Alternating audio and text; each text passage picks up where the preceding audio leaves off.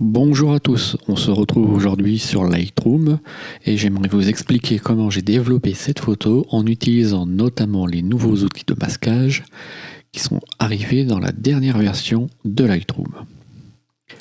Mais avant de passer aux corrections localisées, je vais commencer par appliquer quelques petits réglages globaux. Je vais diminuer un petit peu l'exposition parce que lorsque j'ai pris cette photo, j'ai volontairement exposer un peu plus vers la droite pour avoir un maximum d'informations dans les hautes lumières.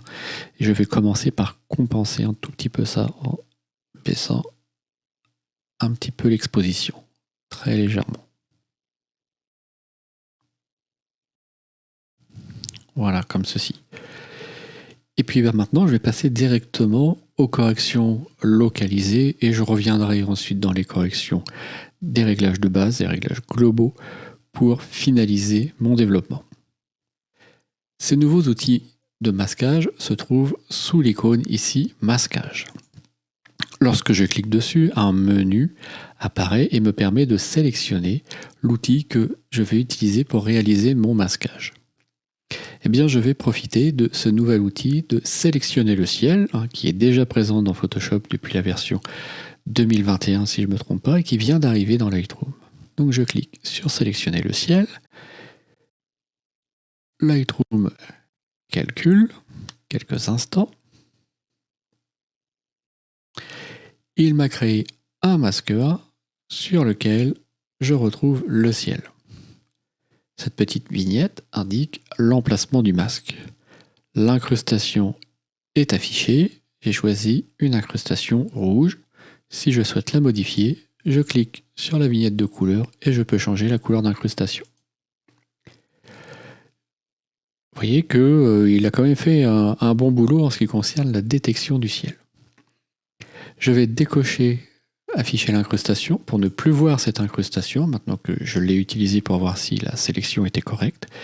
Et je vais maintenant aller dans les réglages pour venir modifier uniquement cette partie de l'image. Donc je vais baisser un petit peu l'exposition, augmenter le contraste, baisser les hautes lumières pour récupérer un petit peu de détail.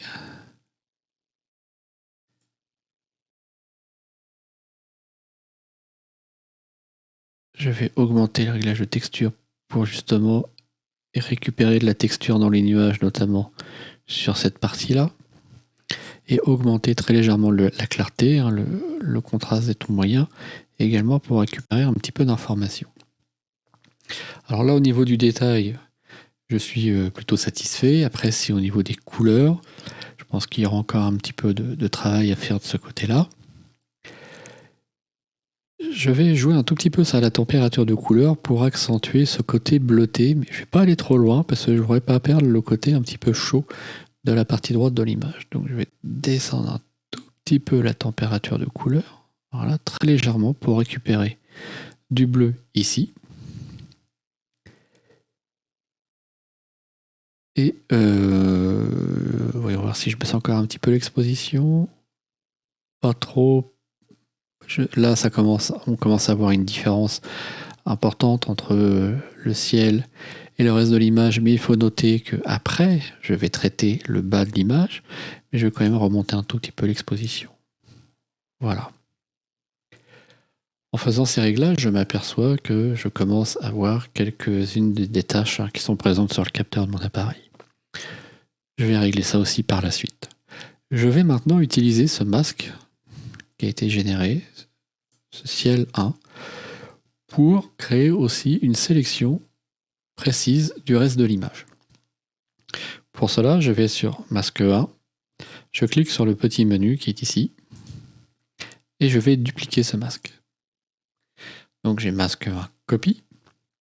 Je vais maintenant sur l'outil de masquage ici, donc la détection du ciel, et je viens demander à Lightroom d'inverser ce masque, cette sélection. Et donc maintenant, je me retrouve avec une sélection du bas de l'image.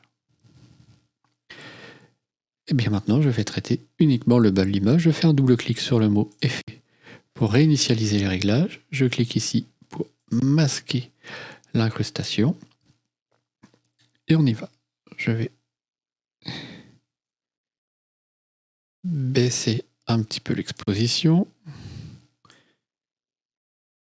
Je vais légèrement sur le contraste, baisser les hautes lumières, notamment pour récupérer voilà, un petit peu de détail au niveau de cette partie-là du phare.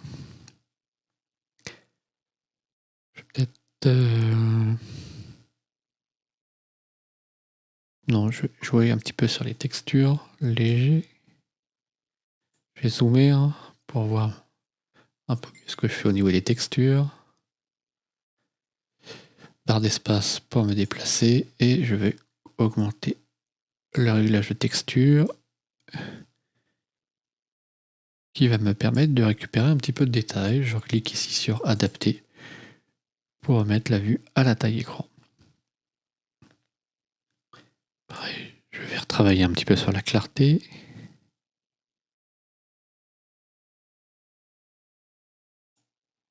Voilà. Pour l'instant, je joue essentiellement sur les luminosités, les contrastes, pas encore de trop sur les couleurs. Mais vous pouvez voir que ce nouvel outil de masquage me permet quand même d'obtenir des sélections particulièrement précises, de manière rapide, avec un résultat naturel. Donc ça marche plutôt bien. Si par exemple, sur la sélection du ciel, je trouve gênant que des parties de la mer aient été sélectionnées, eh bien je viens cliquer sur ce masque-là, et je vais venir cliquer ici sur soustraire, parce que je veux retirer des parties de ce masque. Je clique donc sur soustraire, et je viens chercher le pinceau, qui affiche maintenant un petit moins. Je vais afficher l'incrustation. J'utilise la molette de la souris pour agrandir la taille, et maintenant, je viens peindre sur ce masque pour effacer les parties que je ne veux pas. Voilà. Donc on peut venir retoucher un masque existant en ajoutant donc un deuxième masque en plus du premier. Donc on peut venir corriger la sélection qui a été faite au niveau du ciel. Donc ça aussi, ça s'avère assez pratique.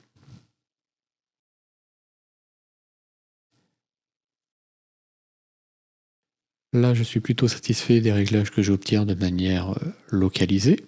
Je vais donc appliquer maintenant quelques réglages de manière un petit peu plus globale, mais avant ça, ce que je voudrais faire, c'est aussi peut-être ajouter un autre masque, parce que je voudrais apporter un petit peu plus de chaleur là, dans cette zone du ciel. Donc je vais cliquer ici sur le plus pour créer un nouveau masque. Je vais choisir un dégradé radial. Je vais cliquer sur les petites flèches là pour réduire, ou si je le souhaite, je fais un clic droit et je demande d'ancrer le panneau, et cette fois-ci, le panneau arrive ici. Donc je suis toujours sur mon outil de création de dégradé radial, et je viens cliquer et glisser ici pour créer mon dégradé, comme ceci. Je clique pour masquer l'incrustation, et je vais travailler essentiellement sur la balance des couleurs, la température de couleur, pour juste venir donner un petit peu plus de teinte jaune, un peu plus chaude, ici, sur le côté supérieur droit de mon image. Une fois que je suis satisfait du résultat, je clique sur terminer, et je retrouve mes réglages de base. Donc les réglages que j'ai fait dans le ciel ont fait apparaître un petit peu de poussière qui sont présentes sur le capteur, donc je vais utiliser l'outil de suppression des défauts. Je règle la taille de l'outil à l'aide de la molette de la souris, et je viens cliquer sur mes défauts. J'en profite pour vérifier s'il n'y en a pas d'autres. Je me déplace avec la barre d'espace, et je viens faire une petite vérif sur mon image.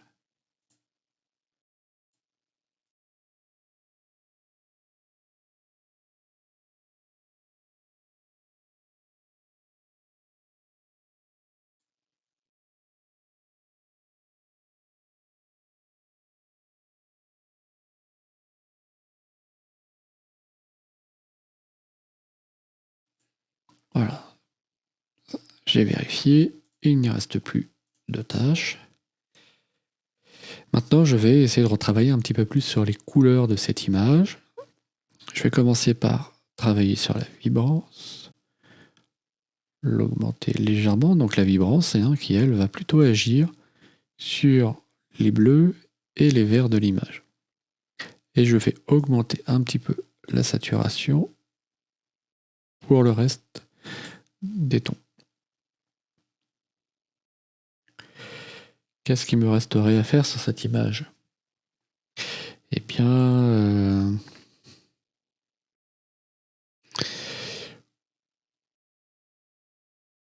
pourquoi pas voir si au niveau du ciel, retravailler un petit peu sur les parties bleues grâce au groupe TSL.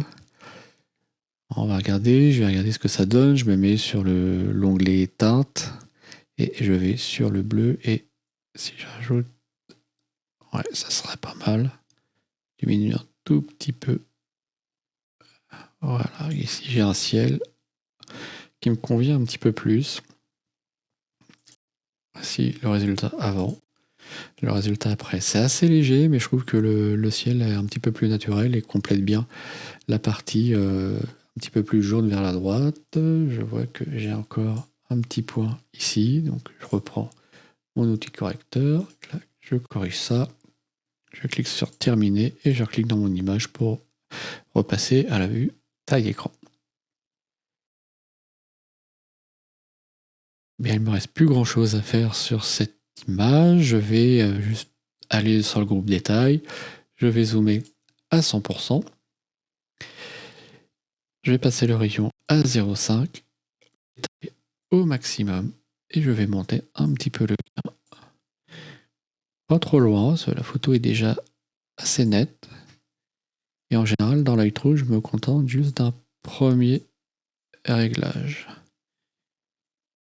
Là, je vais monter à peu près à 50. Ça semble plutôt pas mal pour cette image-là. J'ai une montée à bruit qui est très réduite. J'ai pris la photo ISO 100, donc de ce côté-là, ça ne me posera pas de problème.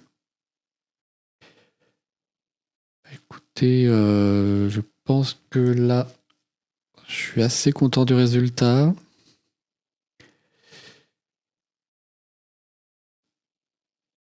Oui, ça me convient.